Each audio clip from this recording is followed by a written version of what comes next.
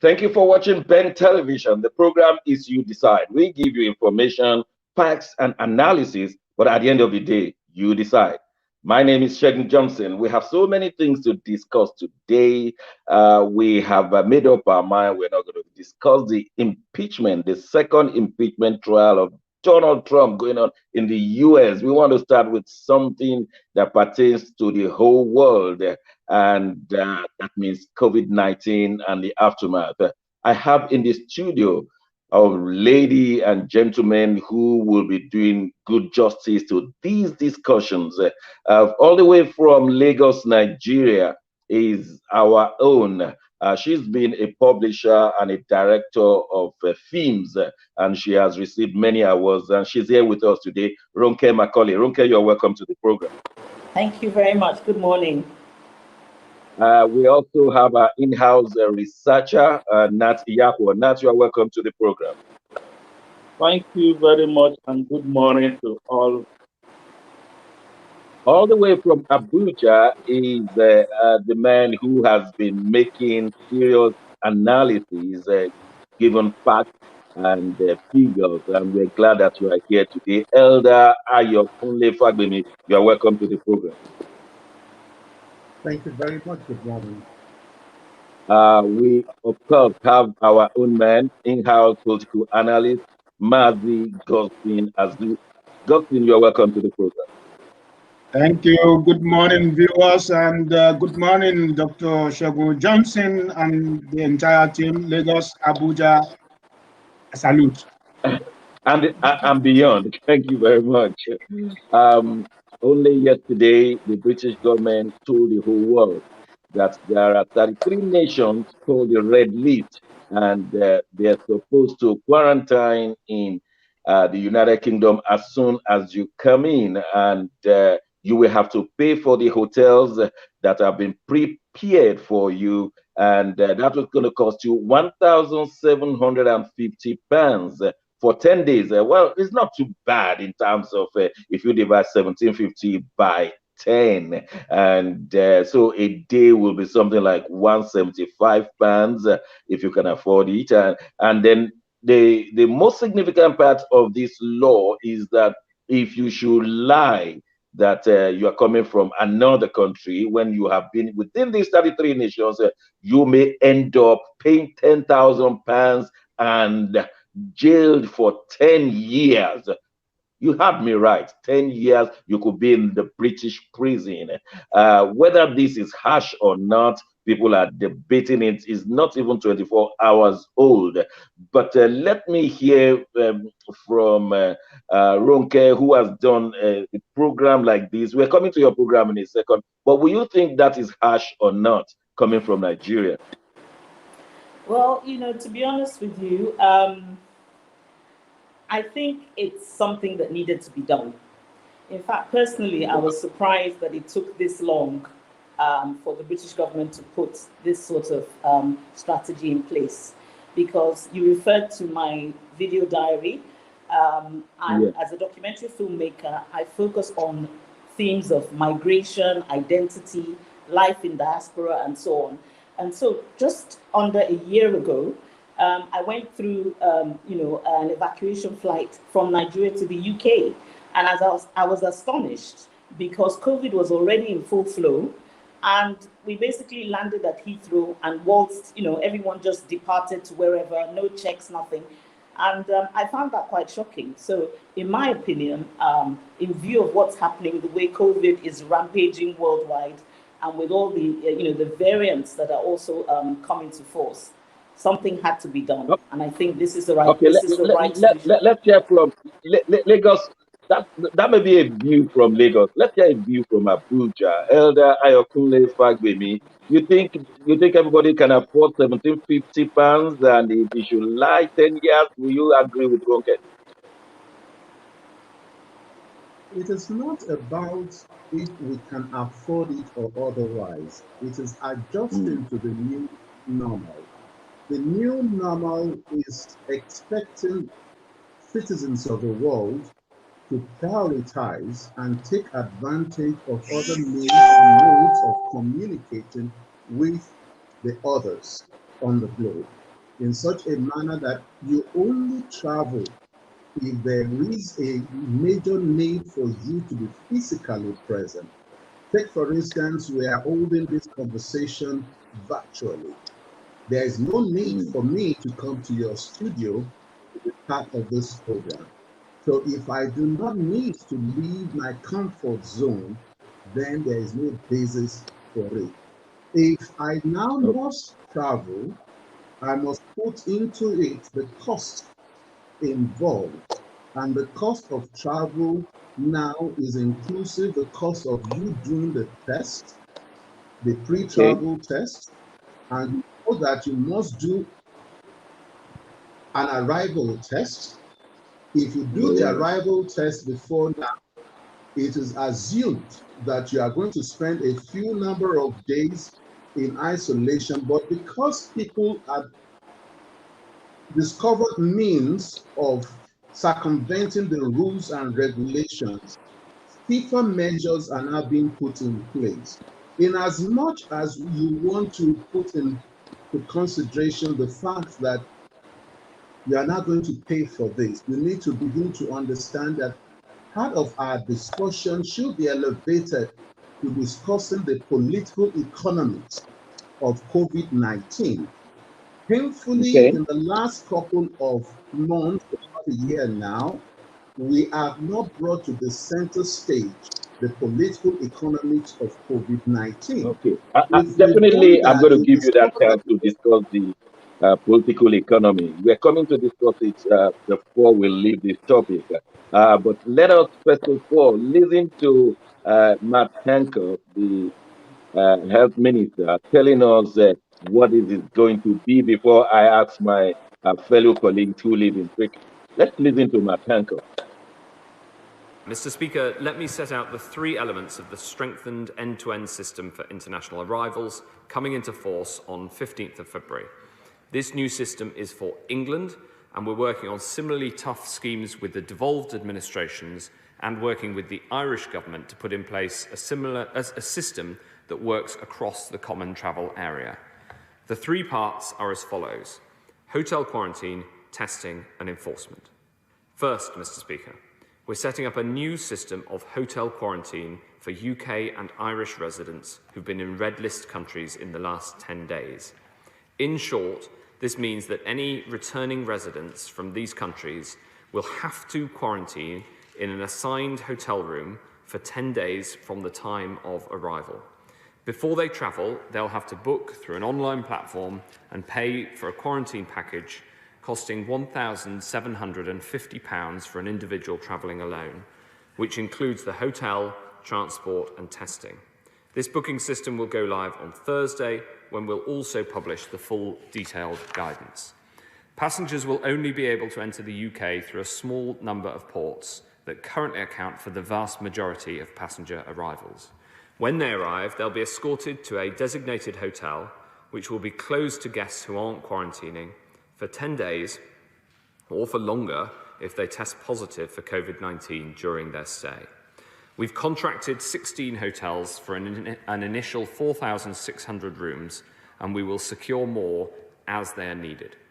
People will need to remain in their rooms and, of course, will not be allowed to mix with other guests, and there'll be visible security in place to ensure compliance alongside necessary support, so even as we protect public health, we can look after the people in our care.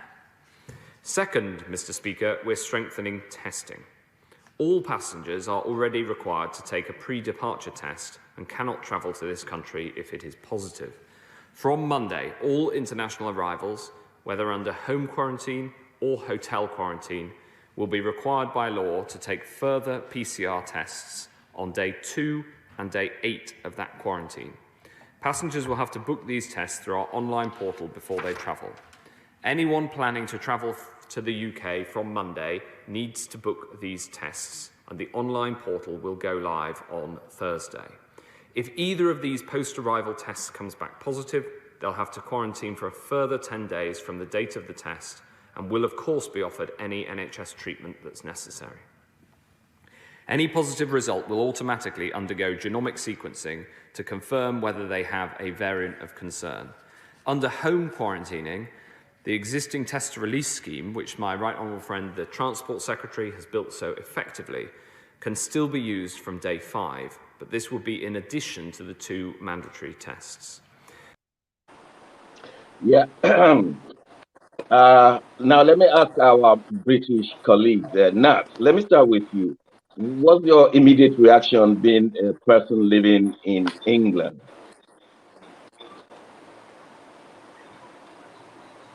Nat. Well, my immediate reaction is when will the lockdown be over?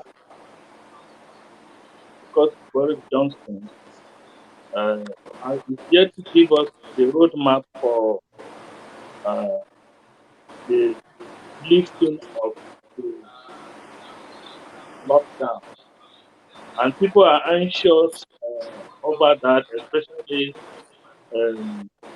schools are still being closed, businesses cannot open, and there are other challenges coming up because of this lockdown. But the main challenge we have now is the issue of penalties for people who are not people who will not obey the COVID-19 rules. I think people are mobilizing each other to protest over these penalties that will be introduced as from Monday next week, and it's not issue of affordability, but the issue of the constraint on individuals. Freedom of individuals have been denied or curtailed, which is not the usual thing or the lifestyle or culture in the United Kingdom. People have their freedom. People will be allowed to exercise their freedom. And one other thing is coming up of late. There is this mutation virus that has been found in Bristol, and it's a concern to authorities in the United Kingdom, because Bristol is either the second or the third largest cities in Britain, and if there's a variant there and the UK is concerned, then the government has to be seen to be addressing the issue. For now, 12.6 million British citizens or non-citizens have been vaccinated against the virus, and there is good news that there is from Pfizer. There is a vaccine now that you need to take only 1 dose, and you will be covered for the next 6 months. But thereafter, what happens? Let me ask from Mazi Godson, what's your opinion on this 10 years jail? Is that not too much for lying about something? I'm not saying lying is right, but what was the correlation between one lie and 10 years in jail? Thank you, Doc. I think what we need to appreciate at this moment is the effort that the government is readily putting in place to find a reasonable process of minimizing the level, the height at which this virus is spreading in different mutations. And if they don't really take responsibility in ensuring that this whole mixture or different phases of this infection spread is well measured and taken into control, it's going to cost the government a lot. It's costing the government a lot already. And in any way they can be able to cut back some of this money that they have given away to the entire population for the last 1 year, I think it justifies the case for putting some fines. I sometimes wonder, because I walk sometimes maybe 2 or 3 times in a week, and when I go off to the train station, I still see people not putting on their masks at the train stations, and I'm wondering, like, where are the police? Where are the COVID marshals? They should be stopping people without masks and querying them and getting them fined. And then when you find people, as many as possible, in the physical presence of others, people will begin to be conscious of the fact that face masks helps to protect you and those around you. I mean, it's very important. Health, they say, is wealth. If a country's thank you very much, Justin. I'm just mindful that many people will move from nation to nation, and our sister from Nigeria, Ronke, has made a diary. I would like Ronke to please speak to this video diary before we show it. Ronke, in 60 seconds, what would you like to tell us concerning this video diary before you made it and what impact it has made? Let's listen to this. Ronke. Okay. Well, this video diary was done as a personal record. As I say, I make documentary films for a worldwide audience. This particular one was an attempt to document COVID times. It was a very tense and scary time. Nowhere seemed safe. I'd been doing a lot of traveling myself when the COVID news first broke. And back in Nigeria, I realized that the British government was repatriating their citizens, even though the COVID situation was very tense over there.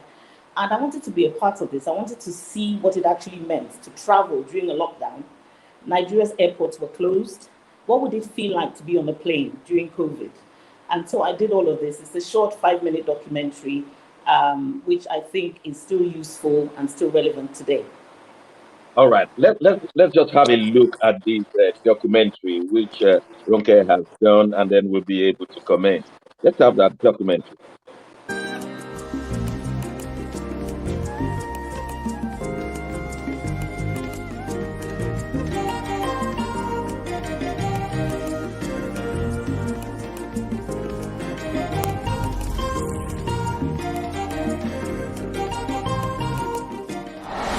As COVID-19 began to spread beyond the shores of China, I took a trip to New York for the world premiere of my documentary, Badagry, The Joy of Return.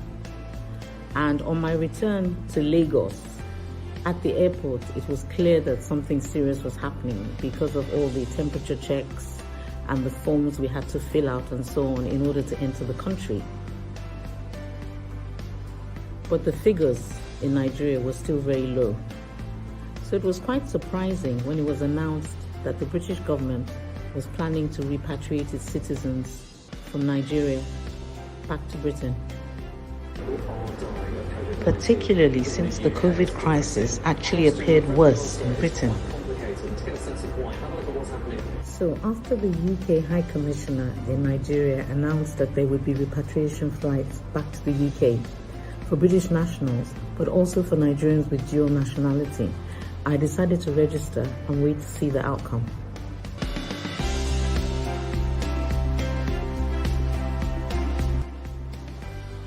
So now that my flight has been confirmed, it was very short notice, and you basically have to get all packed and ready to go.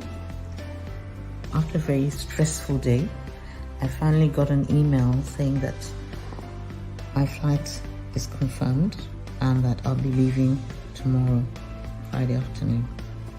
So I can finally go to bed and get some rest.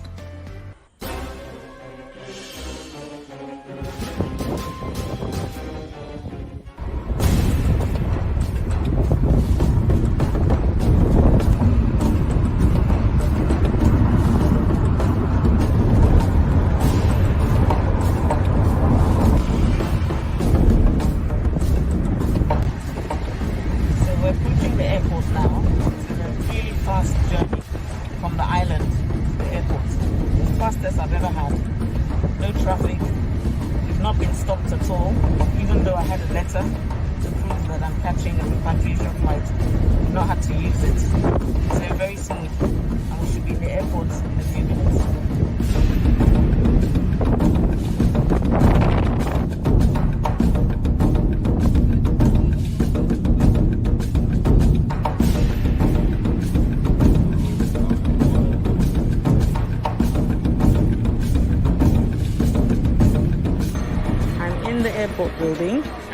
not sure how I managed to get past the temperature checks because I'm sweaty, I'm stressed, but apparently 36.2 degrees, which is great news.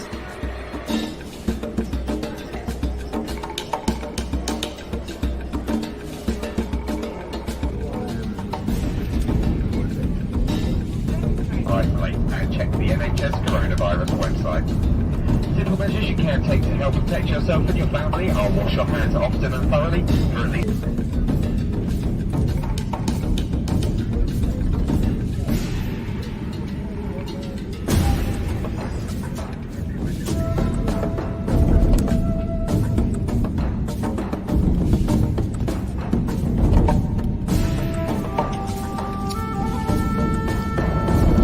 I didn't eat anything or leave my seat throughout the flight.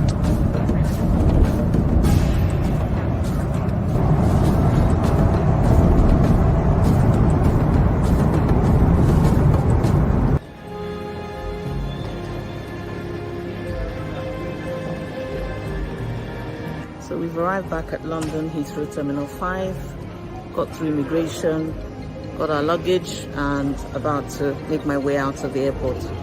It's not as busy as usual, no airport Wi-Fi working, but it's good to be safe and sound in London.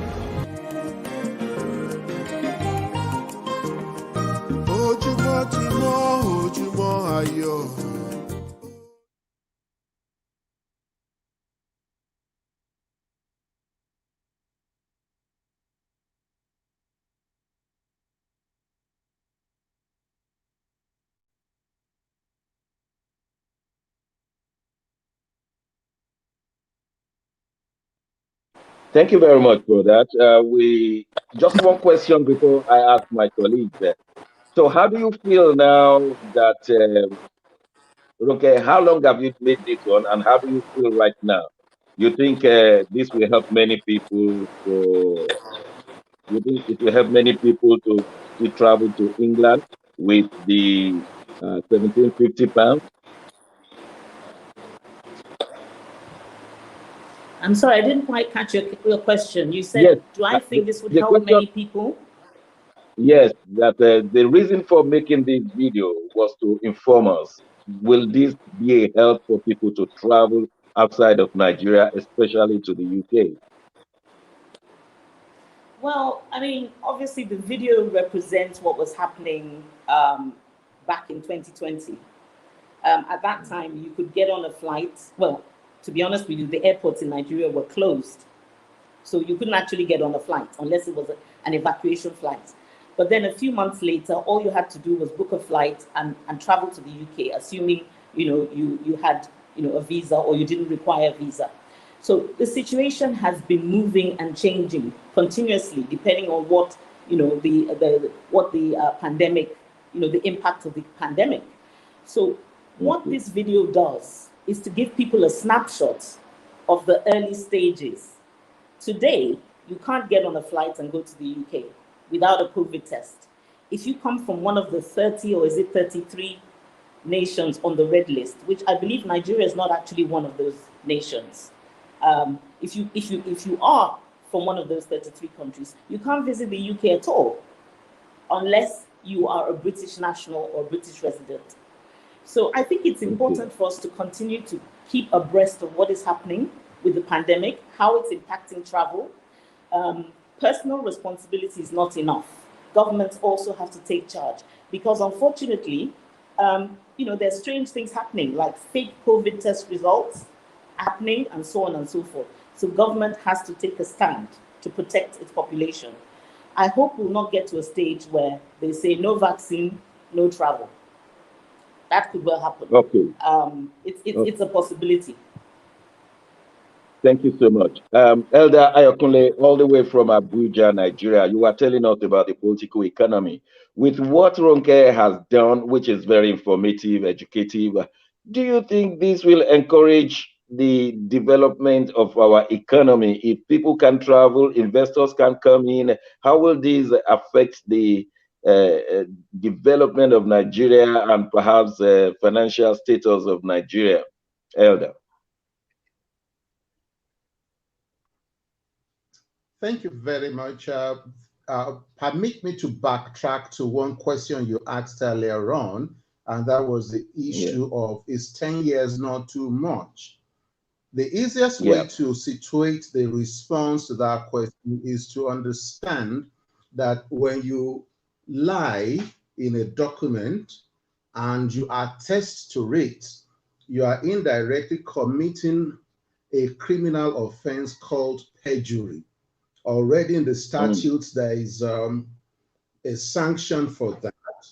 In some jurisdiction, it is 7 years. So it is part of the deterrence to help us. But coming to the dynamics of the political economics of COVID within the context of doing businesses, attracting foreign direct investments, particularly for emerging and developing economies like Nigeria.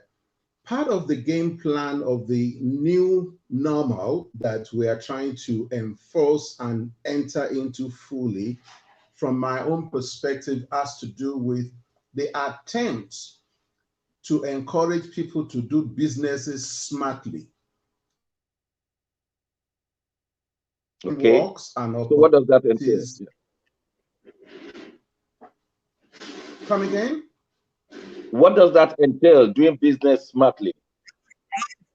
Part of doing businesses smartly is to take advantage of technological resources available at our disposal and minimize physical contacts, ensuring that the due diligence are performed and done in such a way that we can easily verify and validate these dynamics using digital means.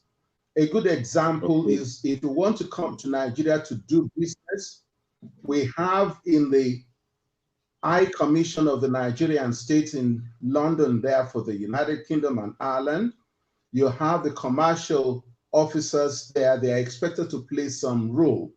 You already have intermediary banks, and quite a number of the Nigerian banks already have their subsidiaries, as it were, in the United Kingdom. So some of those things can easily be facilitated, and we will continue to gravitate in that direction. So in a real sense of it, if you do not need to travel, you don't have to travel. Ronke was trying to talk in terms of where we are likely to move towards, and that is we are most likely going to get to the level where you must have been vaccinated before you travel. The precursor to this actually was the fact that before you were issued a British or an European visa, you were expected some years before now to have done a chest X-ray. And when you look at doing a chest X-ray as a precondition for being issued visa, and you look at COVID-19, you'll discover that there is a connection on that. So it's something that we are moving gradually into in a rational and incremental manner to ensure that only the viable, only the elderly. We were using a yellow card. You remember that we used to have yellow card against, so that you get the vaccine against cholera and all those things. Then you have a yellow card. So it's not unusual to have this one, is it? It's not unusual. Well, that's the point I'm trying to make. And we have been having a build up to it. But in terms of doing businesses now, we've got to be smart.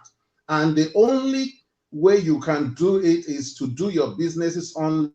And you'll discover that before now, like for Nigeria, we used to have just one online platform for doing transactions. We now have close to 15, 20 viable platforms in Nigeria that you can use to purchase items without leaving the comfort of your home, and they even bring to your offices and things like that.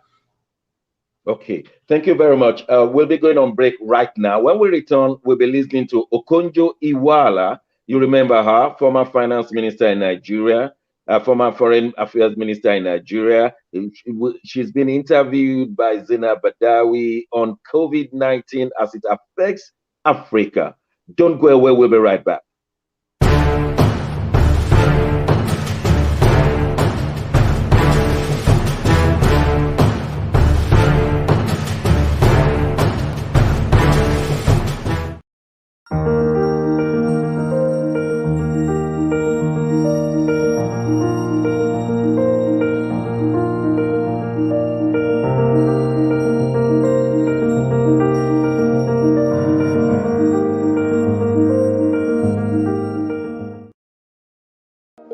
Ben TV, your ethnic and Africa-led television, welcomes your input, contribution and support to facilitate our continuous program production, campaign for projects and other media-related services. We have been here for closer to 2 decades.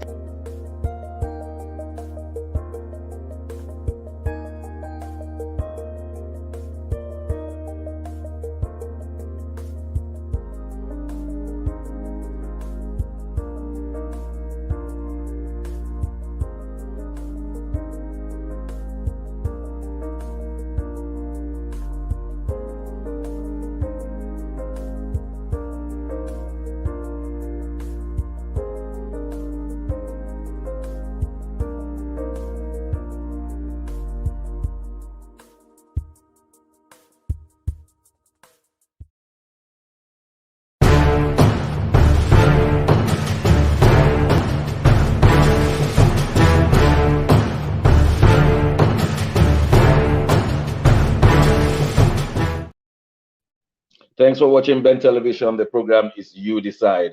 The issue of COVID-19 is very paramount, and Okojo-Iweala, the next woman said to be the DG of WTO, World Trade Organization, has been interviewed, and she's actually the ambassador for how to resolve the issues of COVID-19 for Africa. Now, Zainab Badawi, well-known broadcaster, is interviewing a fellow lady, Okonjo-Iweala. This is interesting. Let's listen to how Okonjo-Iweala carefully navigated the painful road of COVID-19. Let's have a look. So in April, the World Health Organization was warning that within 3 to 6 months, there could be 10 million COVID-19 cases on the continent. We're now roughly at about 700,000 cases, nearly 15,000 deaths. It looks like an extreme exaggeration. The experts can't get it right, can they? Well, Zainab, we just don't know. According to the Africa CDC in Addis, the cases are accelerating in Africa at about 100,000 a week now. So we have not reached our peak on the continent, and we don't know the trajectory of this pandemic yet. But the fact of the matter is, you may never know, because testing is so sparse in Africa. I mean, some countries, Ghana, Senegal in the West, are doing pretty well because they were used to, you know, the Ebola outbreak and so on. But really, you're just completely in the dark. I wouldn't say that, Zainab. I mean, it is true that testing is not where it is supposed to be. We're supposed to be testing about 12 million a month, and we're doing about 6 million now. So we're about halfway where we need to be. But I think that has improved greatly over the months. And I think as countries get more test kits and more support, this should improve. But you're right, that testing is way behind. All right, your own country, Nigeria, is one of the worst affected countries on the continent, alongside South Africa, Egypt. And you've had about 750, 800 deaths so far in the country. And the government's approach there is to focus on clusters of outbreaks rather than mass testing. Is that a better approach? Well, I'm not an expert on the issue, but given the scarcity of resources for testing, I think we've observed that the incidence is quite different in different parts of the country. So it seems smart to start where there are these clusters and then spread out from there. I think the Nigeria CDC is doing quite well in terms of trying to give information and direct people where to go. And it works very closely with the Africa CDC, Dr. Nkenga Song, and I think they're doing a really great job. All right, how worried are you? Because there is this idea that because Africa has the youngest population of anywhere in the world, 60% of the population is under 25, only 2% of the population is over 65, and that therefore that gives the people a measure of some kind of protection against COVID-19. I would be sanguine about this. I mean, as we see now in other countries, young people between the ages of 19 to 40 are beginning to get it, even in the United States. So we cannot say that because of youth we're escaping. It is true we have a low number of deaths on the continent, and we should, that is something to be happy about, or at least pleased with, but we can't be sanguine that young people, what I can say, Zainab, is that because of cultural issues on the continent, most older people in the population do not stay in homes, so they are not clustered together. And that might also be helping us to manage the spread of this disease. I mean, we tend to keep our older people at home, so they are spread out. But with respect to young people, I would say be cautious. We can't really assume anything. But you know that. Well, that's a very fantastic angle that Ngozi looked at it. That clip was, by the way, courtesy of BBC. We don't keep our old people all in the same place like in homes in the Western world. Nat Yakwo, did you see that coming? That many older people in the Western world have died, mainly because they stay in homes, unlike in Africa. What do you say? Because even before the advent of COVID, old people's home have not really been healthy for the senior citizens, because there is a psychology of being abandoned by the families where these old citizens are coming from. Especially the children don't want to take responsibility for their old parents. They prefer paying money and pushing them out of their home to a terminal hospice.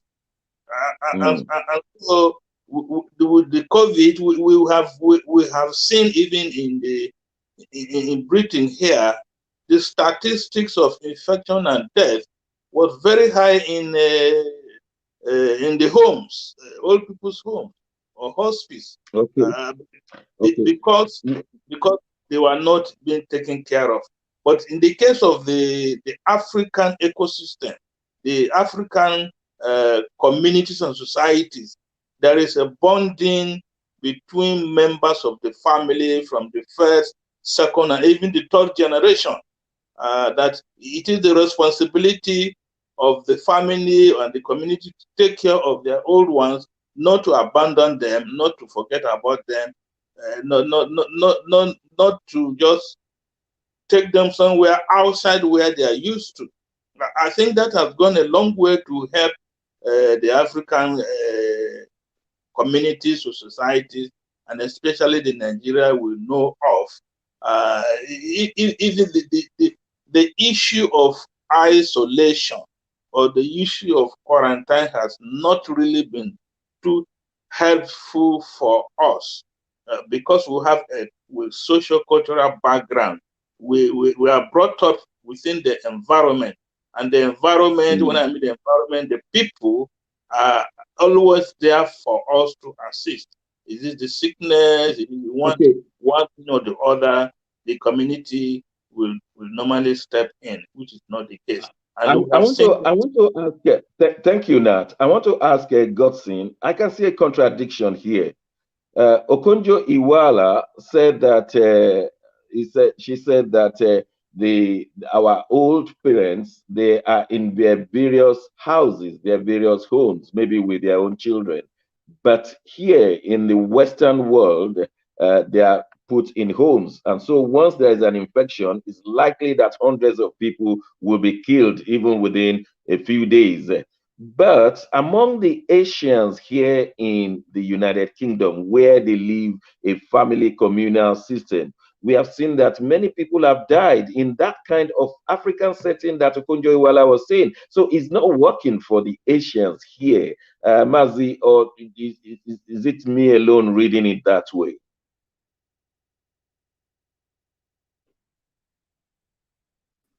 Sorry, you are quite right, Doc. You are not the only one reading it in that dimension.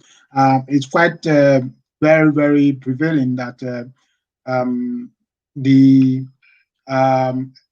explanation given by able, fantastic former minister and next WTO DG in the making is quite a bit complex, in the sense that the social setting of African community back home in Nigeria is quite different from the kind of social setting that we have with African and Asian community here, also in the UK or across Europe. And moreover, it is very obvious and it's been clearly stated that most of the Asian and African deaths that happened during the COVID or within the COVID era among the Black Asian communities in the UK mostly happened from those who were living in claustrophobic environments, such as people living in 3-4 generations of family in one particular apartment. And once someone goes out and brings the COVID into the house, the elderly or the most vulnerable member of the family gets that infections, and then the death continue. We know about 2 or 3 Nigerians who had that similar experience in their family setting. And also the Asians are very, very vulnerable in this case, irrespective of the fact that the death within the hospices and old people's homes and disabled people's facilities were high.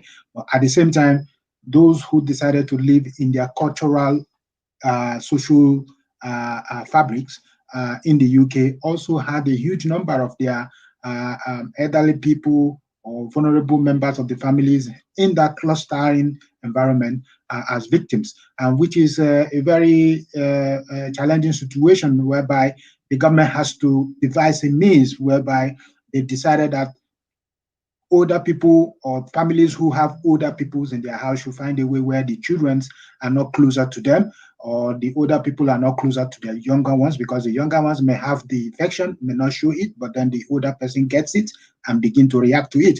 Or somebody who is, especially within the Asian community, they have a huge level of diabetes patients. Also within our African Caribbean community, there are a huge number of Black African community, Asian and Caribbean community people with diabetes, which is one of the critical elements or hidden underlying factor that underlying factor that leads to death. And there are a lot of the Black African and Asian community that have cancer-related underlying issues, and many of them we are cut off with this COVID, because when the kids go out to work or go out to party or go out to kebab shops or whatever, McDonald's, they come back, and then without knowing how their parents get this cut off with this thing, and then when they cut off, by the time they get to A&E, it is too late. There's no enough oxygen. Let me ask you so it's a very big. It was a big challenge in the family setting, even more than those who are in their elderly people's homes also. Thank you, Gustin. Ronke, you live in Nigeria. Of course, you studied here, and so you lived the two worlds. And Zainab Badawi said that the rate of death in Africa has gone down because 60% of our population, they're under 25, and the under 25 are not usually dying of these coronavirus. But Okonjo-Iweala said, on the other hand, no, it's because our elderlies are not put in homes where they could easily be swept off by the viral sickness. Where do you stand on these two positions? Glad you've told me a little bit about what happened in the interview, because unfortunately I couldn't hear a word. So I'm just Okay. picking, Yeah. I couldn't hear it, but so I'm just picking it up Oh, from what so other sorry. people are saying. Based on your question, it seems to me that the Nigerian situation is puzzling the West a lot. It's not just the elderly. It's obviously, yes, we do have a lot of COVID infections. We do have a lot of deaths. It's very painful, and I don't want to in any way minimize that. But it's not as bad as some people feared, or some people expected, or some people prophesied. And I'm not a medical person, but I think it's a number of factors. I think possibly, yes, the young population are not being, are not being stricken. They may catch COVID without realizing it. They don't get severe disease, and obviously deaths are also minimized. I think the issue of sunlight and vitamin D, a lot of the working or the lower class, I would say the lower class population are out and about in the sun. That seems to help. The fact that we've had malaria endemic in the population, I don't know what the correlation is. I've not been able to find any serious scientific research into that. I think the fact that we have had the malaria parasites and certain medications being used a lot, all of these factors together. With regard to the elderly, we have lost elderly people.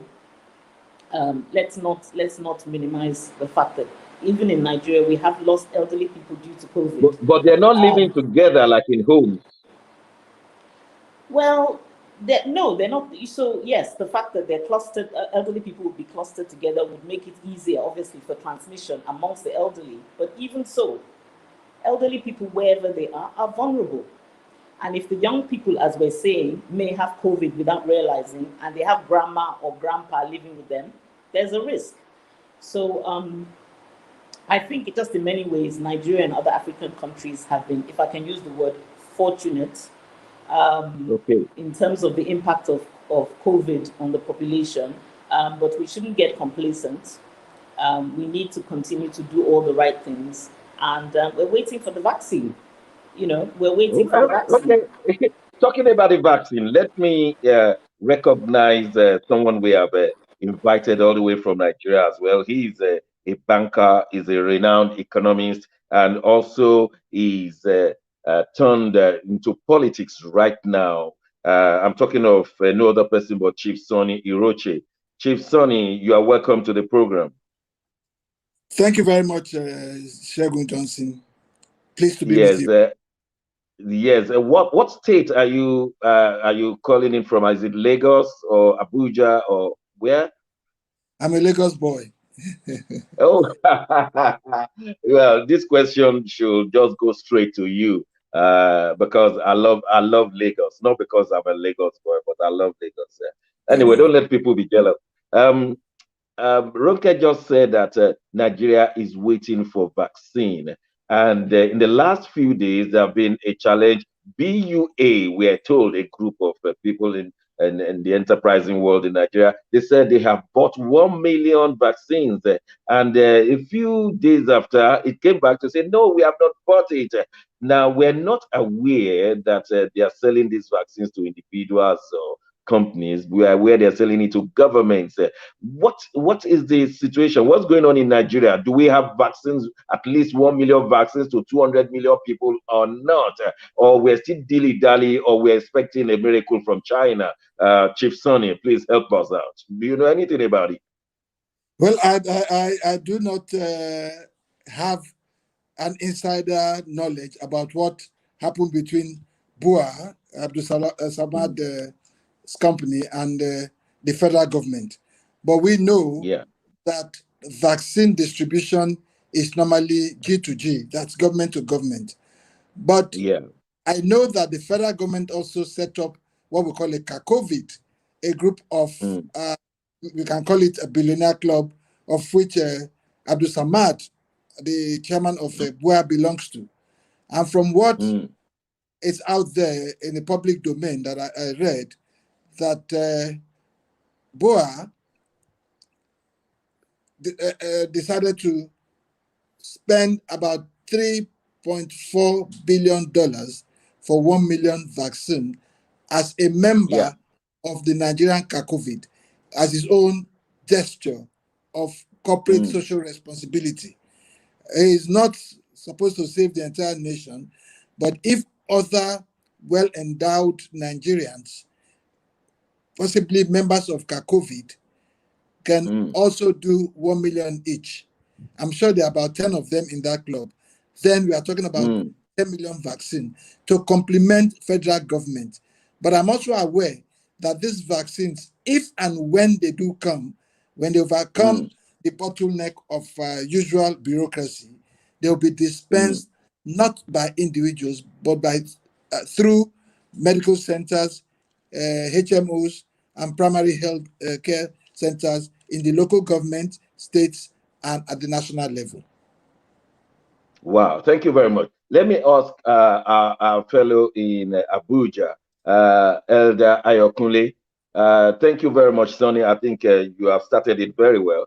Elder Ayokunle, I know you are at the center of Nigerian politics there. What's the politics of BUA, CACOVID, coming say we have 1 million, we don't have 1 million, and why is the federal government not coming out to say, oh, we have bought 100 million? So, Ayo, what's going on?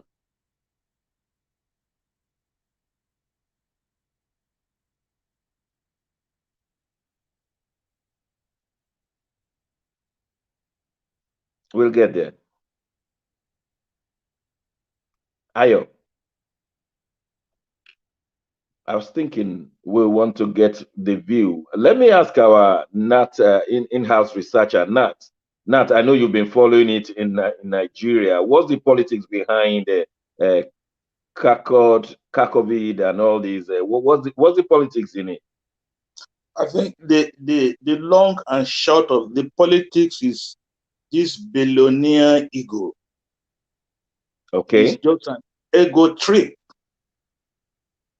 Is it because the COVID being handled by the federal government, the CACOVID by the private sector, which BUA group belongs to?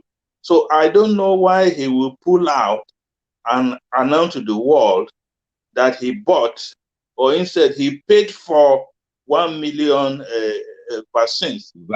Dangote may come out and say this is the amount I contributed, or Femi or Otedola may come out, or the other billionaires.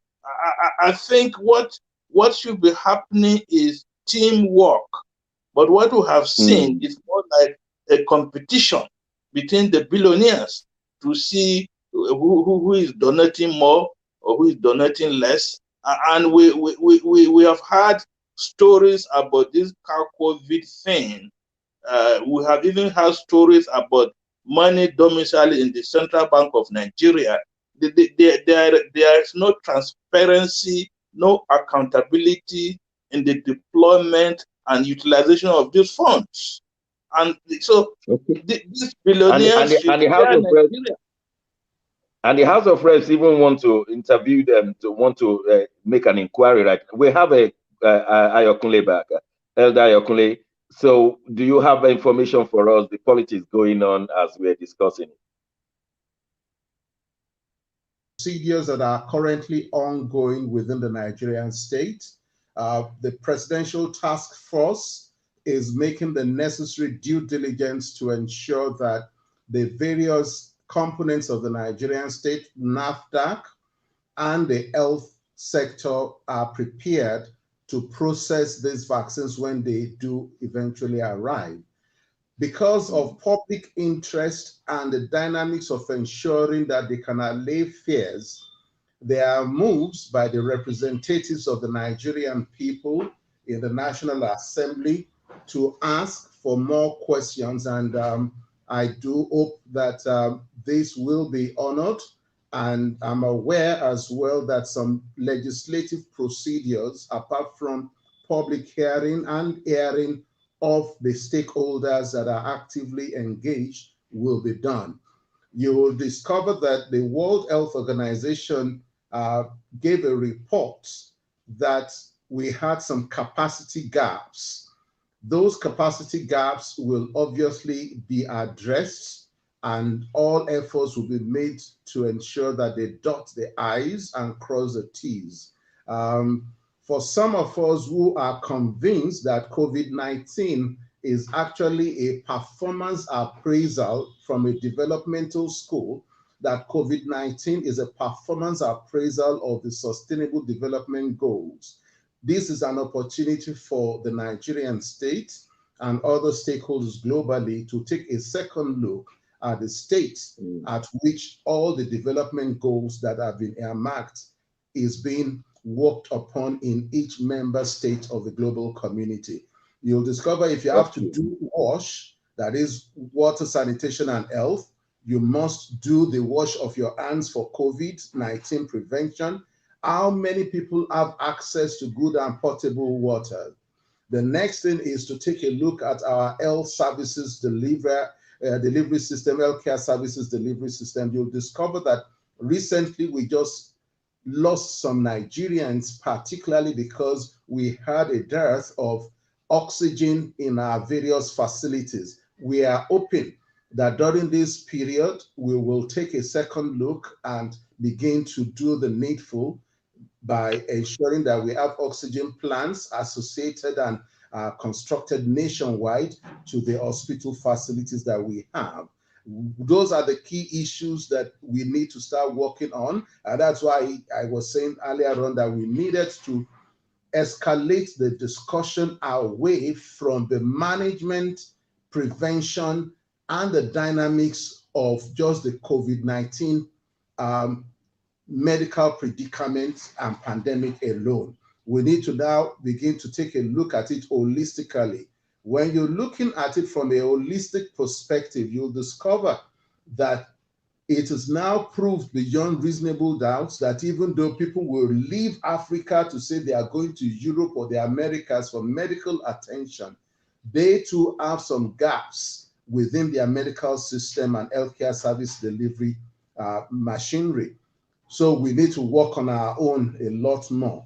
We need to get to the level where we are doing a lot more in terms of availability of water. We need to work a lot more in terms of ensuring that we have energy to back and support the storage system.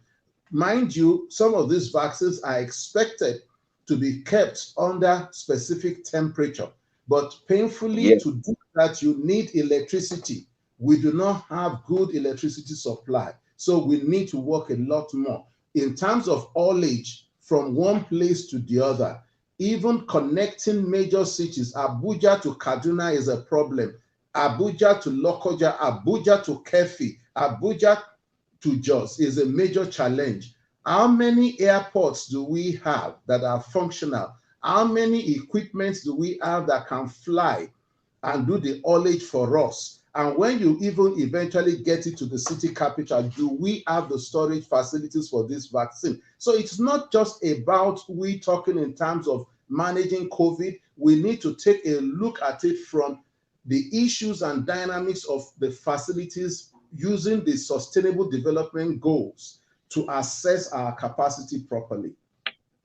Wow, I will agree with you 100% on that. Unfortunately, we may need a whole day to discuss who are we going to hold responsible, because the Nigeria we see today, we tend not to be able to locate who will do what. But there's good news coming out from Nigeria. Let's all watch this video. It tells of what our students are doing, preparing robots to help take away the challenges faced by the frontliners. Take a look at this and see what the Nigerian students have been doing in their laboratories.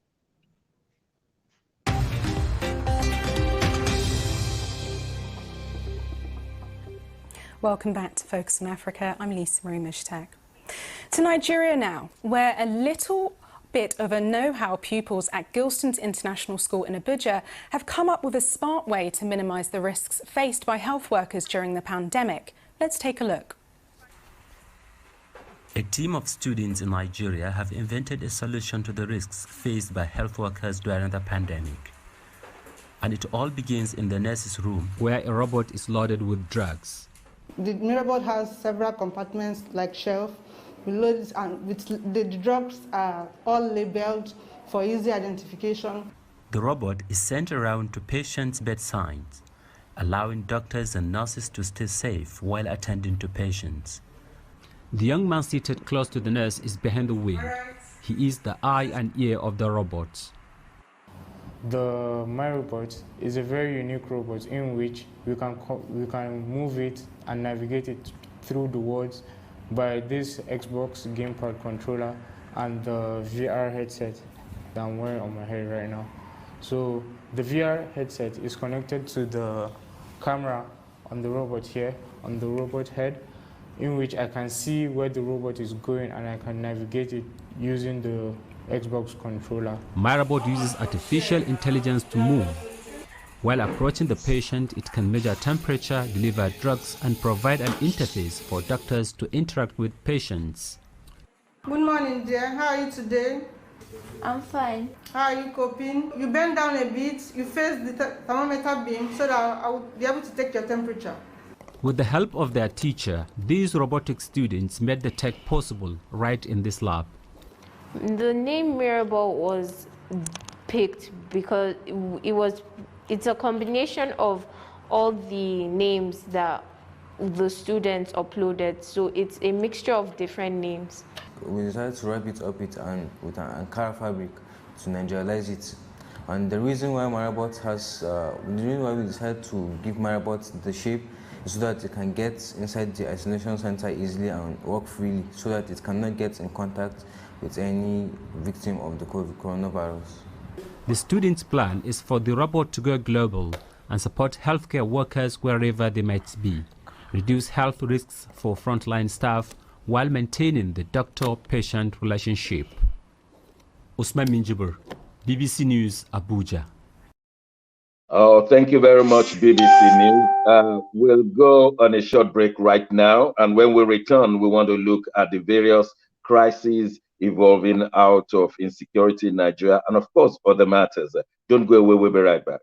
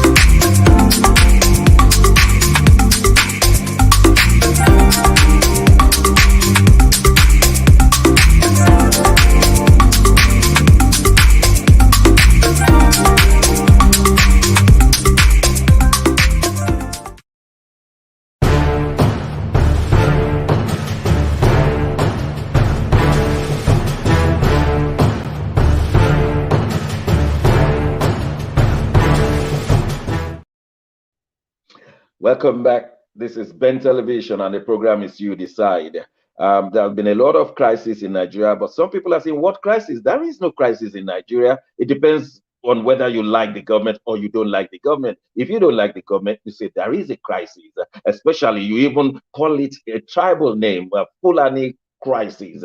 And if you don't like the business, you say it's the herdsman crisis. What crisis? And so it's been dilly-dally, and there has not been any way solution is coming from the federal government or even the state government. But let's see whether there are crises or not. Let's hear from this man speaking from the Senate. His name is Olubunmi Adetumbi. Let's say whether there is a crisis or not. Let's look at that with his presentation. to say that our country is in crisis. Because truly, I think we're in crisis. And as statesmen and women of this hallowed chamber, we must rise to the occasion to save the nation. Nigeria needs to be saved. Your Excellency, Mr. President,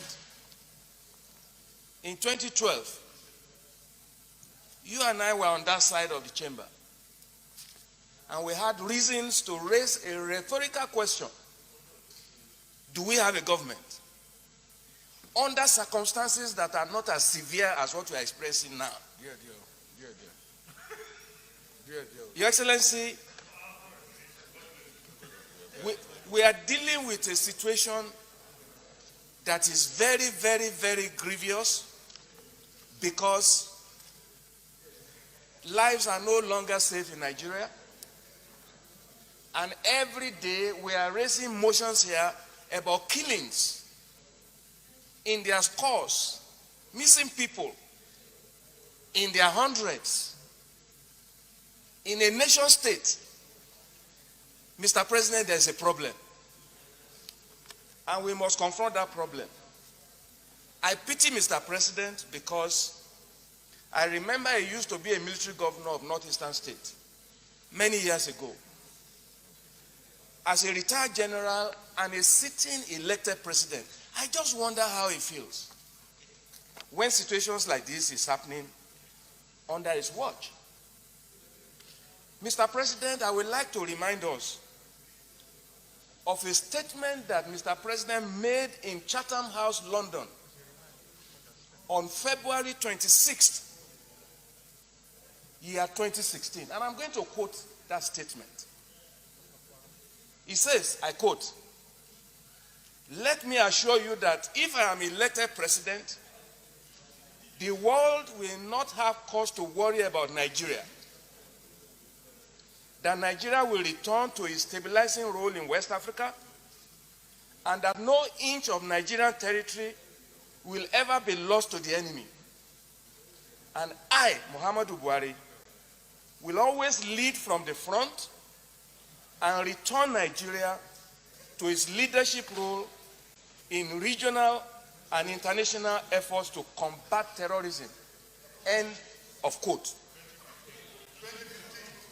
Mr. President, the president needs our help, and I'm going to tell us how. If the president will not come to address the nation, well, he said, let the nation, let the representatives of the National Assembly go to Mr. President. I'm going to ask my colleagues in a moment whether that should be the solution. They have invited the president to the National Assembly. He said he will be coming. He did not go on the last day. And then will that be the solution for the National Assembly? Get its representatives, go to the Aso Rock, the presidential villa, to inform the president that people are dying. He doesn't mean he has never known that people are dying in Nigeria. But maybe when a governor tells him again and again, maybe he will listen. Before I ask my colleagues, let us listen to the Benue State Governor, Mr. Autumn. Listen to what the Benue State Governor has to say.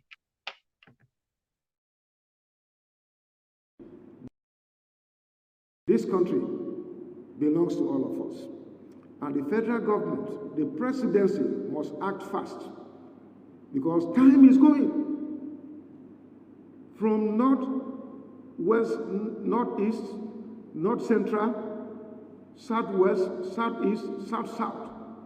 There is general insecurity. And this is being propelled by herdsmen. I want to repeat again, I have made it a petition to the presidency and to all security agencies before, that if they want peace, Mayor Diala must be arrested. These are people who have owned up. They have taken responsibility that they have killed, they maimed, they raped, and do all sorts of atrocities. And yet their leadership is in Abuja, and nobody is confronting them. And until these people are arrested, When I talk, I was being castigated. I was being vilified. Nothing bad that was not said against me. I am this and that. But the reality is here. It is not just happening to Benue State today. It is happening to the entire country. Why is the federal government being silent about this Fulani men? When will the federal government come out and criticize and arrest herdsmen carrying AK-47? When are they going to do that? Are we second citizens in this country? What gives Fulani man superior to any other person, to a tip man? Well, he said his own solution is that the federal government should arrest Miyetti Allah or anybody else who is committing atrocities. It's on record that very few people have been arrested and none have been jailed since the killing in the last 2-3 years are associated with these herdsmen. Let me quickly hear from everyone in the studio, starting from you, Nat. I'm giving everyone at most 2 minutes. The solution being given by the National Assemblyman was that they should send representatives to the president, as if the president doesn't hear. The solution by the governor is that they should arrest a few people there and prosecute them. Nat, what do you say? Quickly.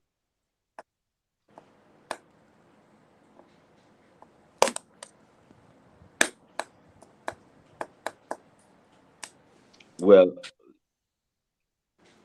we are waiting for Nat. Mazi, what do you say? Do you agree with their solution?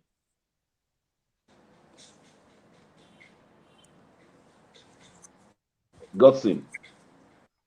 Sorry. Well, I think these are rhetorics that has been going on for quite a long time, and a government of inaction is a government that is highly irresponsible in taking responsible actions in terms of maintaining the principal purpose of governance in a country. The principal purpose of governance is to maintain peace and the social order, and to create an enabling environment for economic advancement in that country. But this particular issue is not the case in Nigeria. And for me, I think all this is about mispolitics by those who are playing the politics in Nigeria, misrepresentation, misappropriation, lack of focus and directions. I was present physically at that Chatham House meeting when General Buhari came to make that presentation before the election in 2015. I was there, and he made this presentation. And one message I sent to a lot of people is that after 4 years, a lot of you will go and do a review and find out if what this man is saying here today is actually what is going to happen in Nigeria. 2 years later, we're still backward to the present situation of 2015 then. And it's obvious that Mr. President has lost direction, he has lost focus, he has lost the vision he had when he was running for the election in 2015, even before 2015, as far back as 2014, when he was hypering the nation about the level of insecurity and his ability as an ex-military officer to bring about safety, bring about a sense of belonging, bring about security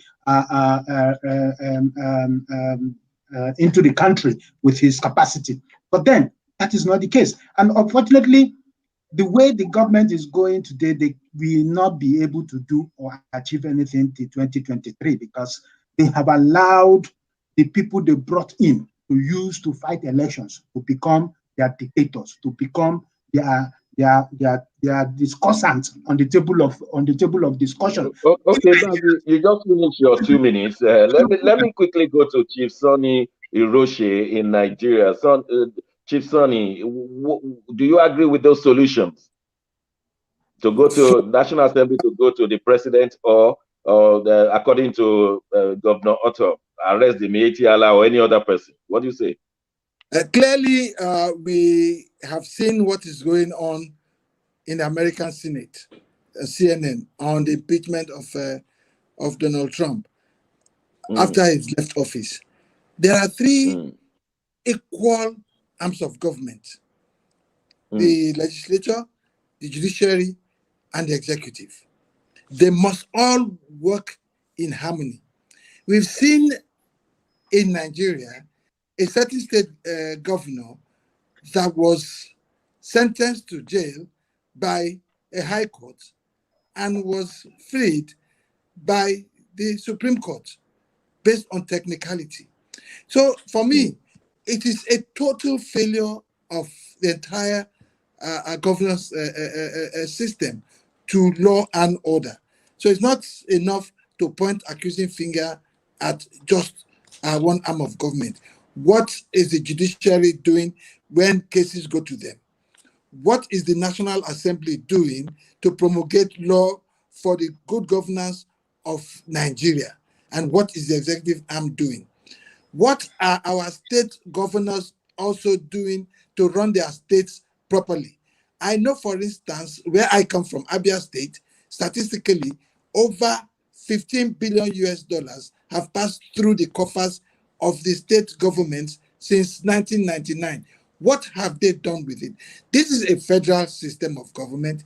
If every state, 36 states, holds onto their state, the man in Borno, sit down properly and do what you have to do, get all the people together. I know they have their limitations, but the little things they can do, let us start to do them. Lagos is working. Why? Because this is a commercial nerve center of the country, and there has been relatively good governance over time. There's a blueprint to run Lagos. Oyo State seems to be doing well now under a certain governor called Makinde, and there are pockets of successes here and there. If each of the 36 states get their act together, get to the Maslow's hierarchy of need at the base where you need food, health, education, then we'll start, going somewhere. And again, for me, I believe that we should restructure this country back to the Federal Republic of Nigeria as it was before the 1966 coup d'etat. All right. Thank you very much for that. Let's get to Abuja. Man, Elder Ayokunle, you had the two solutions. You had what Sonny just said from Lagos. What are your thoughts on this? Interestingly, my interjection would be very simple and straightforward. Each of the public servants in office today swore to uphold the Constitution of the Federal Republic of Nigeria. We need to ask them, are they implementing the Constitution the way it has been written in terms of the text and fulfilling the spirit behind it? I'll give you a good example. In terms of the national security and defense management architecture of the Nigerian state, the Constitution provides that we shall have the National Security Council, we shall have the National Defense Council. Unfortunately, these councils do not meet in the real sense as provided for by the Constitution.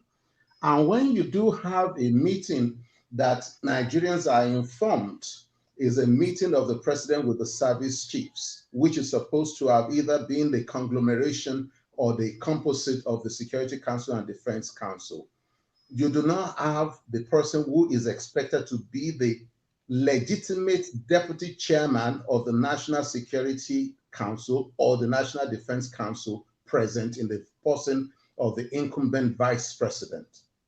Another issue provided for in excuse me, and why is that? Why can he not say, excuse me, I'm supposed to be here constitutionally? Why is he keeping quiet? Dr. Shegun Johnson, I believe that you have the platform and you can get in touch with Laolu, his press man, his media aide, invite him to directly ask him the question, which some of us have severally asked why he has not been attending. Some of us since 2015, we've taken note of all this and challenged them that they've never had a co-ed Security Council meeting or Defense Council meeting, and that there's nothing known to law by saying the president is meeting with service chiefs. He is either expected to receive them in audience by this constitution as Security Council, Defense Council, or Armed Forces Council. The next thing is that you need to understand that we have provided for in the Constitution the Nigerian Police Council. The Nigerian Police Council is expected to meet at least twice a year. We had the End SARS challenge sometime back in the last couple of months. Painfully, yeah, go on. The Nigerian Police Council did not to review the dynamics. What happened was that the National Economic Council met and took a decision which was passed on, and some states started implementing, but the Nigerian police hierarchy, the legal counsel of the Nigerian police system, challenged the directive by going to court until it was withdrawn. And the moment they went to court, the counsel of the Nigerian police system going to court challenging it led to the downsizing and downscaling and the diminishing of the influence and the impact of those investigation panels. Another issue that you need to understand is that we are operating the Nigerian state, and I have two instruments of the Nigerian state with me. One is called the National Security Strategy. The second one is called the National Defense Policy. These are clear documents that show the roadmap of what has to be done. Unfortunately, they are not implementing. You may say these are executive arm instruments, but what happens to the oversight responsibilities, rights, duties, and obligations of the National Assembly, where you have at least 12 committees that dovetails in terms of their responsibility on national security and defense management architecture? I will now come to the issue of terrorism. We have the policy, the strategy for combating this as well. Unfortunately, it is not being implemented, and you have all these instruments. Then take a look at every of the security breaches that we are calling different names. They either manifest with the following. One, properties belonging to others are stolen or retrieved from them with the use of force of arms. By law, the criminal code and the penal code, that is a criminal act. And ideally, when a criminal act has been committed, the security and law enforcement systems are expected to initiate and activate an investigation that should lead to the apprehension and then the prosecution of these individuals. It is at that level that the judicial system takes over and pronounces. But today you have the incidences of arson, robbery, theft, burglary. You have killing, which is either that you are talking in terms of it as a murder, assassination, manslaughter, but they are not being applied and defined in that strict legal sense. They are always labeled as communal clash, and the moment you label it a communal clash, you cannot do thorough investigation. And that is why an Inspector General, Idris Potum, will go to a place and say, this is a place where over 1,000 people have been killed, and will just come and issue a false incident report that has not been thorough. Okay. Let me quickly, thank you. I mean, you've thrown such a light. Let me ask Nat now. Nat, you've listened to what our colleagues have said. Is it incompetence or unwillingness on the part of the governments, federal, state, and local, that they've not been able to handle the crisis in Nigeria? Is it unwillingness or incompetence that has led to this lackadaisical attitude? Because it appears that they are not doing anything, and it has led to warlords and things like that. What will you say quickly?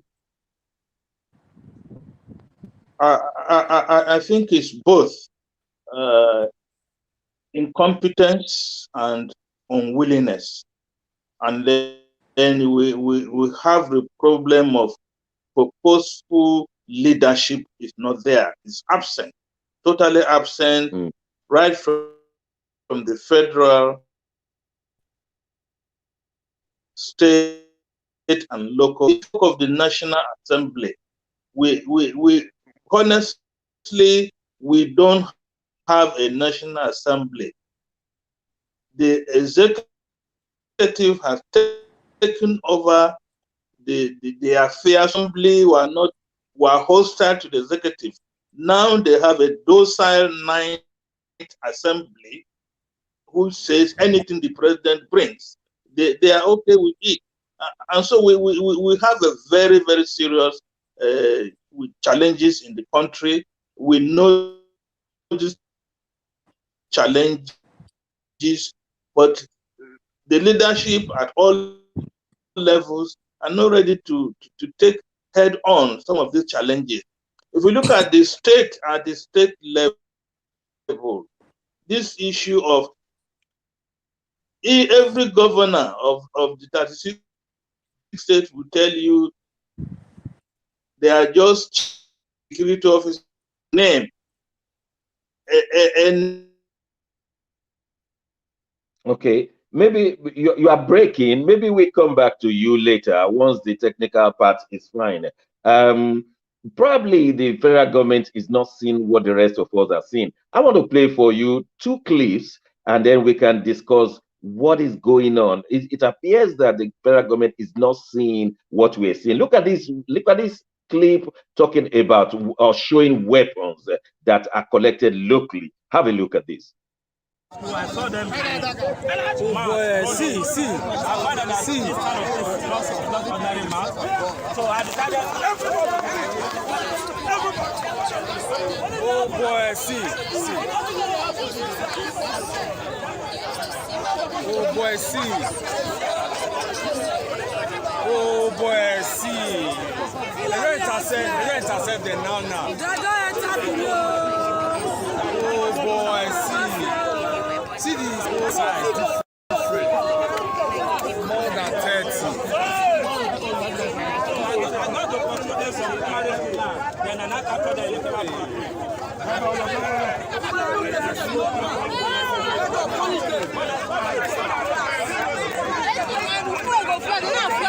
Look at what I am seeing now.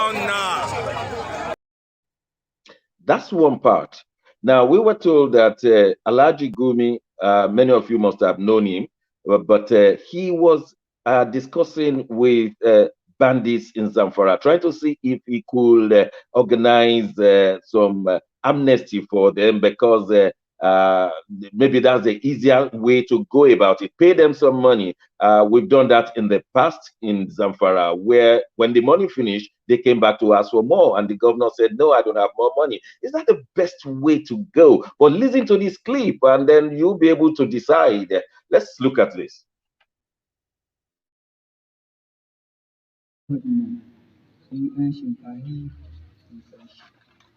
Abinda muke in har kasata ce muke sun sani, in ma harkar ramuwa ce muka yi sun sani. Sun sha zuwa kafafen yaɗa labarai irin su sarkin karaɗi na Alhaji Bala ce ‘yan ta'adda na bayan gari menene sarkin shanu mun ɗauka ‘yan ta'adda. Tunda muna da bindigogi muna kare kanmu wallahi ‘yan ta'adda. Tunda kai ma da yana uban ƙasa kuriya uban ƙasa kwaji. Kowa ya sani ko kyaftin tunki a ƙasar gaba ta ne ta gida yin shinkafa suka kira wata aƙida Allah ya kawo ta sabuwar duniya ciwo Allah ya kawo shi daga wata ƙasa suka zaka nan ne ɓarayi ne sun yi daga wata duniya wallahi kawai aka ci gaba da kaka ta ruwa na ɗauke sojoji na zaka wanda sun ka kashe. Well, that was it. People carrying their guns and discussing.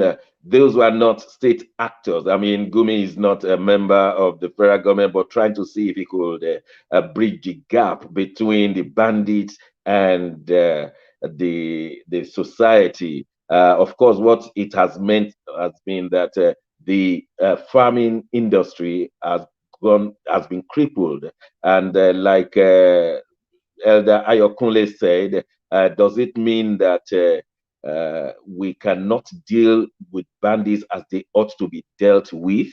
We have very many people who are suffering under such a situation. When we are going on a short break, when we return, you will listen to a lady whose life will not remain the same again.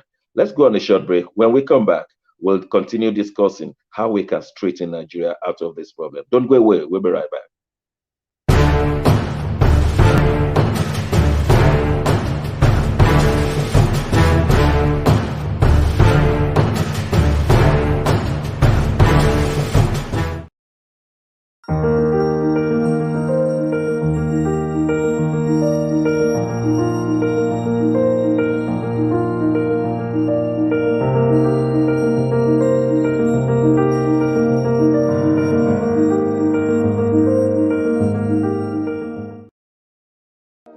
Ben TV, your ethnic and Africa-led television, welcomes your input, contribution, and support to facilitate our continuous program production, campaign for projects, and other media-related services. We have been here for closer to 2 decades.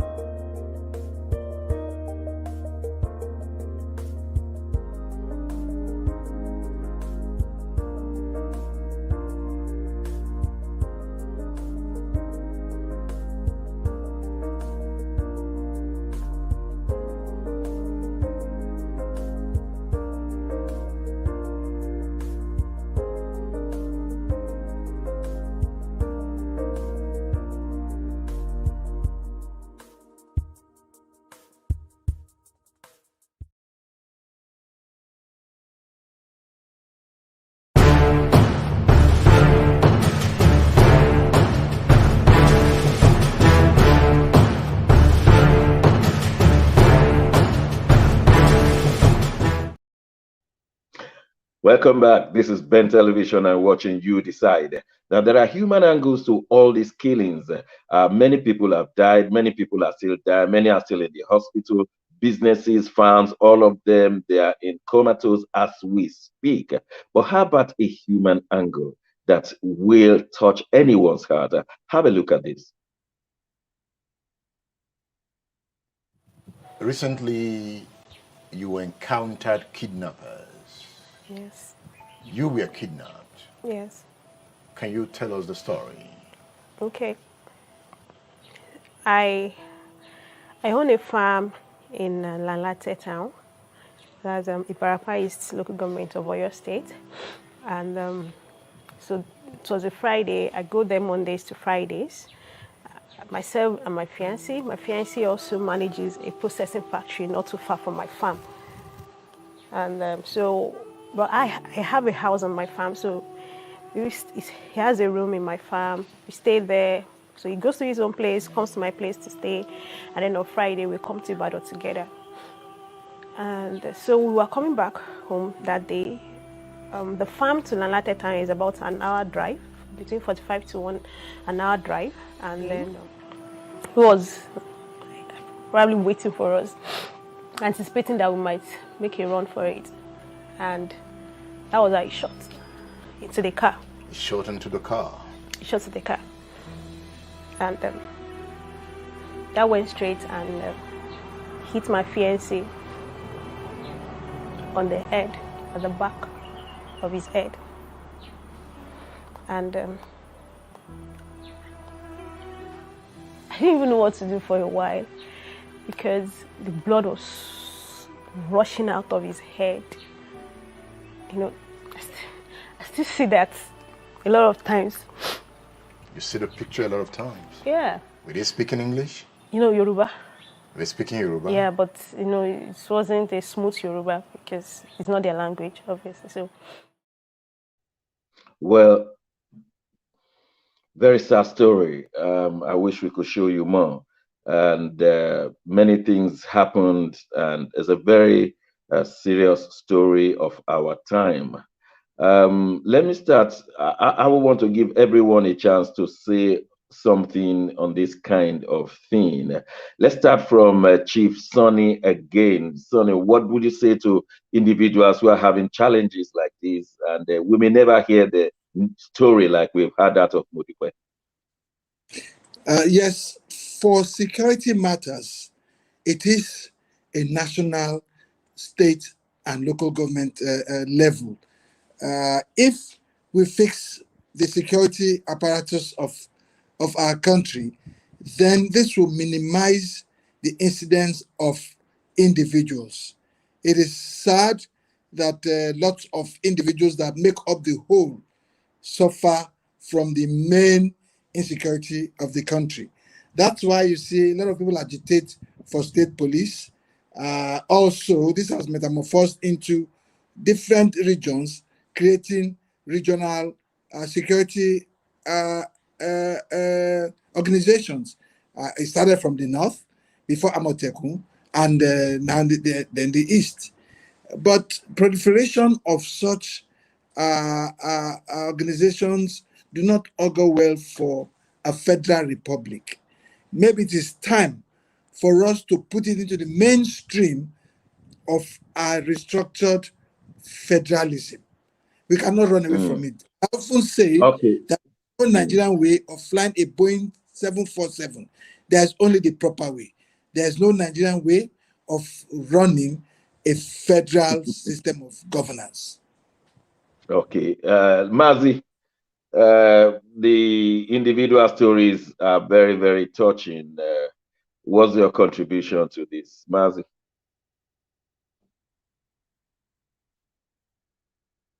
Unmute.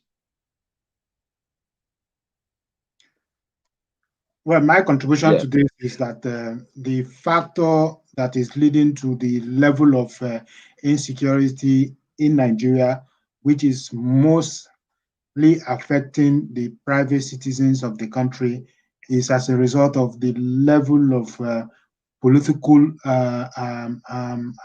game play that is going on in Nigeria. And the misuse and the misuse or the disconnection between the political players and their key elements they use in achieving their political goals and their political success. And this is why we're having the whole issues we're having with insecurity. Starting from the north, the political players who used some certain individuals to achieve their political goals and aims, and then disengage them without any reasonable means of survival. And these people ended up arming themselves and becoming what they become in the north. This also metaphors into what is happening in the southwest and all this whole thing. You see, the whole thing here is that there is not a conspiracy as per the name connotation of insecurity in Nigeria. Terrorism, Boko Haram. Boko Haram was the name of the media for many years. Suddenly, headsmen took over. Suddenly, bandit. Suddenly, look, these whole things, the people who started them for the immediate survival of their group or themselves have fizzled away in one form or the other. But then people now have bought into this logic or strategy and are using them to survive for themselves too, under the cover of herdsmen, under the cover of Fulani, whatever, or bandits. The bandits people, one will remember how they came into scene with the discovery of gold mines in Zamfara State. Some of the political players and some of the foreign partners they had hired most of these people to be their personal security and be their mine security operators. And suddenly, at a point where negotiations failed or plans or agreements failed, these security elements became terrors of the owners of the mines. So, and this is also going on and on like that. Even in the Niger Delta area, the same thing is happening. I told somebody, I said, what is happening in the Southwest, if not well managed? Sunday Igalo or Igolo and his group will metamorphose into something else in the future. Because when you arm people that you cannot control when they go out of control, then you create the level of insecurity that you yourself that created it will not be able to sustain. I see. Wow. And that's what's happening with the Eastern Nigerian Network. Eastern Nigerian Network is being funded by somebody who lives somewhere in a hidden place in London or in Germany, moving all over the place, and then he's sending money through some networks to organize some young boys, and then you arm these guys, and suddenly these guys now end up not having what they expected to achieve at the end of all these formations. Already, these guys are already armed. There's proliferation of ammunition all over the place in the name of so many different type of security network. Amotekun, you are arming Amotekun that at the end of the day, the state government will not be able to control the leadership of that Amotekun. At the point, the Amotekun leadership will dictate it to the state governors when it comes to the need. The governor needs them, or those who wants to be in politics in the future wants. So if this disconnection happens, you create uncontrollable. But Dotson, is that not because there is a vacancy? Is it not because there is a vacancy? Hold on. Is it not because there is a vacancy? There is a hole created by the politicians. That is why Amotekun, ESSN, Eastern State Network. Is that not the reason? Is it not because the governments are not there? Because well, you may say that there is a big disconnection between the state political elements like the governors and House of Rep members and the police authority. The relationship, even most of this security, whatever created, are created by some people who are serving police officers. Some of them are created by some retired police officers and retired army generals. They create all these elements. They go and give strategies to these governors on a political ground, serving as their security advisors, serving as their undercover security people, and then they go gather these young people and give them all sorts of names, and then give them some unnecessary authorities, and then when you have you definitely have a point. You definitely have a strong point there. Let me ask Nat. Nat, in view of the fact that it took President Buhari another 3 months extension to get us a new Inspector General, it's not the kind of ineffectiveness in governance that we are seeing. Look at it from the angle of this front and backward of the Inspector General of Police appointment. I think the first glaring issue that comes to us is the lack of leadership, the lack of purposeful leadership, the lack of vision and mission by the federal government of Nigeria. 2 years ago or less than that, the federal government or the Nigerian Police Commission knew that the IGP's tenure will be expiring on 1st of February 2021. And nobody did anything until 2nd of February 2021. The presidency claimed the president was in Daura, so a new IG could not be appointed until he comes back to Abuja, which is rubbish, which is not an excuse at all. And there are so many competent DIGs, AIGs that could easily step into the position of the IGP, but that didn't happen.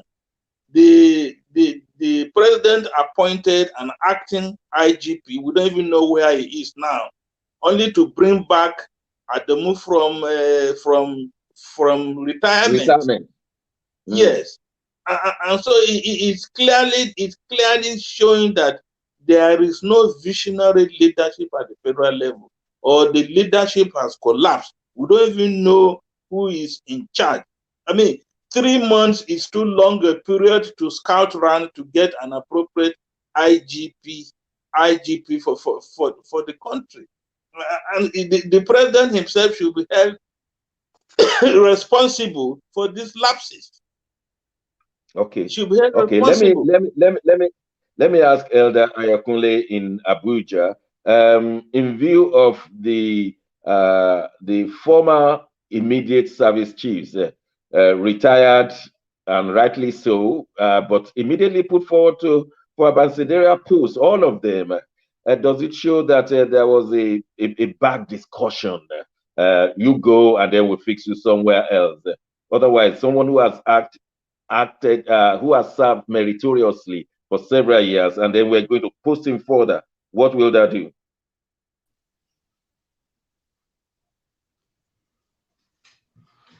Thank you very much. I think we need to be very mindful that nation states are run by rules, regulations, legal policy, procedures, and frameworks. Permit me to first talk about the Inspector General of Police. The Nigerian Police Council has not met to discuss the subject matter as provided for by the 1999 Constitution and the Police Act 2020, which incidentally was signed into law by the incumbent APC-led federal government of Nigeria. The administrative procedures framework says that when you have an officer occupying a particular portfolio that is sensitive, there is what is called the terminal leave that has not been used all this while, and it is deliberate. The next thing that you need to understand as you look at the service chiefs, they are the principles of need to know, never to know and never to disclose. And I want to believe that those principles are responsible for the way and manner that these service chiefs were kept in office for over 60 months from the time of their appointment. And immediately thereafter, they were given something else, even without their successors following the due process. And even these new appointments that they have been given does not allow them to comply with the provisions of the Armed Forces Act, the extant rules and regulations of the Nigerian Armed Forces and Security Establishment, which means that for the immediate 90 days after exiting from office, they are expected to go through a process of debriefing and rebriefing and proper handing over to their successor. And mind you, when you say new service chiefs have been appointed, you cannot allow these service chiefs to occupy that portfolio until they have gone through the screening by the Senate of the Federal Republic of Nigeria. And it's quite instructive that some key public officers of the incumbent government were involved in the litigation that led to the enforcement and the judicial pronouncement that recalibrated and made sure that you must go to National Assembly for endorsement. I begin to wonder if we are doing selective amnesia and we are not interested in really obeying the laws of the land, which they swore and they took oath of allegiance to protect. The other component which we need, and this is where at times some of us, when we're discussing, it is not that we are partisan, it is because it is making a mockery of the fact that you have well over 25 faculties of law in Nigeria. And every year you produce over 6,000 to 10,000 legal practitioners, fresh de novo. And each of these legal practitioners that you produce are expected to help in the temple of justice. So if you have a government in which you have at least 5 senior advocates in cabinet, and they are performing the level of illegalities that they are performing, it means that we have source and cause for concern and worry. Okay, I'm sorry, Elder. I'm just mindful of the time because our time is fast spent for the program, and I know that Ben Television will just go to the next program after hours. So I have 2 clips I want you to watch. I mean, 2 things here. Good news: the trains are working, the cows are stopping them. The other one is that you, as a Nigerian diaspora, you can take your passport, even if it's not a Nigerian passport, go straight to Nigeria and you'll be allowed in. You'll just be given visa at the point of entrance. No questions asked. Listen to these 2 videos and let's talk about good news about Nigeria. Finally. kilometers per hour with Abuja to Kaduna. The reason we are doing 90 kilometers per hour is because there are cows everywhere, and we don't want to kill cows. Is this still the situation now in the country that we're still limiting because of cows? Sure, we're limiting to 17 to 20 kilometers per hour between Lagos and Iju. And the reason why we're limiting, we're slow between Lagos, particularly Ebutemeta to Iju, is because human beings trade on the track. So why would the car be an issue? Oh, but this was... we are doing 90 kilometers to Kaduna because of cows. We are doing 17, 20 kilometers because of human beings on the Lagos track. Don't forget that somebody died on that Lagos track because he parked his car on the track. At least the trains are working. You people should be happy. Only cows are stopping, they're reducing and human beings are reducing. Be happy, don't complain. Listen to this one from Abike Dabiri, the DG in charge of Nigerian diaspora. Another good news. Again, a very good news is the visa policy. Now your passport will be 10 years. So your passport now, when you renew your passport, you get it for 10 years. And then secondly, you can come to Nigeria as long as you're in Nigeria with any passport. So if you're a dual citizen, you don't have to look for a visa. Just come to your country. Then you pay visa on arrival fees. So go to the portal. You get the portal, immigration portal. Just register for your visa on arrival fees, and then you come home. So whether if you have a dual citizenship, even if your Nigerian passport is expired, as long as you have proof that you're in Nigeria, it could be your father's birth certificate, it could be your father's passport, you're free to come home. So you don't need the hustle of going to get a visa to come to your country. I think that would be huge for Nigerians in diaspora, and they're very excited about that move by immigration under the President Buhari administration. Yep, that is it. So good news there. You can just go to Nigeria with your British or American passport or any other passport, as long as you can speak Nigerian language, because that will be the bottom line. I want to give my colleagues 20 seconds each about the two good news. The trains are working. You can take any passport. Let me start from you, Sonny. Sonny, where are you? Yes, Sonny, is that the good news? The trains are working, but we only need to send the cows away. Nigeria is a work in progress. We keep looking out for some of these pockets of successes. But my major concern about traveling is for an Africa continental free visa. I cannot wait on the line to get a visa to South Africa, and likewise South Africans coming to Nigeria. Let us, listen, I traveled to South Africa with my wife, who is British, and she gets into South Africa without a visa, and I'll be queuing as a Nigerian to get into another African country, which is the second largest economy after Nigeria. Shouldn't we be cooperating on the African continent? Now let me tell you how it works. This is how it works. If your wife is British and you go to South Africa and she has her passport, both of you should go to where she will go through in the same place. They will allow you in. That's the trick. And I'm serious. Now let's go because of the time. Because of the time. Just 1 second. I happen to be South Africa's honorary ambassador to Nigeria. I attended CODESA 1 and 2 in 1991 with the foreign minister, Nike Nwachukwu. I know South Africa. My children went to school in South Africa.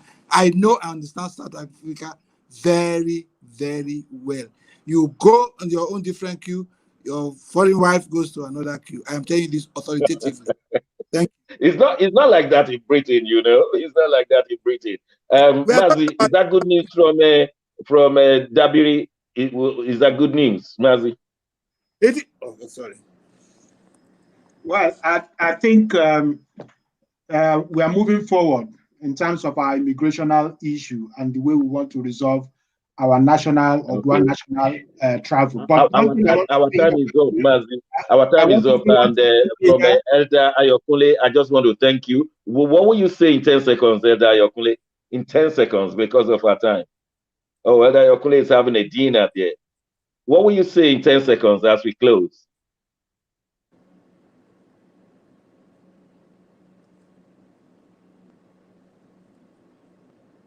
We have problem with that. Well, let's close with this one. There is a clip I want you to watch in closing. I want to thank you, gentlemen, and I want to thank Runke Macaulay. Watch this one as we close. Watch this clip. How we do things better than Europeans. Watch this one.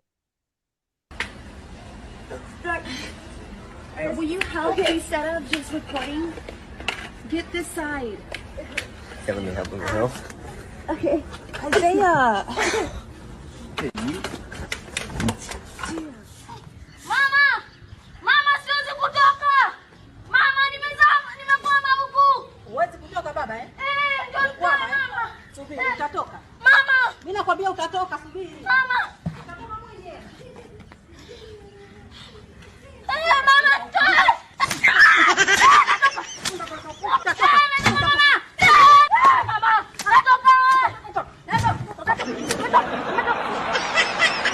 Utatoka mwenyewe.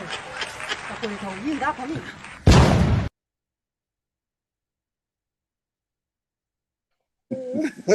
That's all, folks. That's how far we can go today. We'll be back next week bringing you the latest. My name is Jacob Johnson. God bless you all. God bless Nigeria. Thank you. Thank you very much. Thank you, Jacob, for wonderful.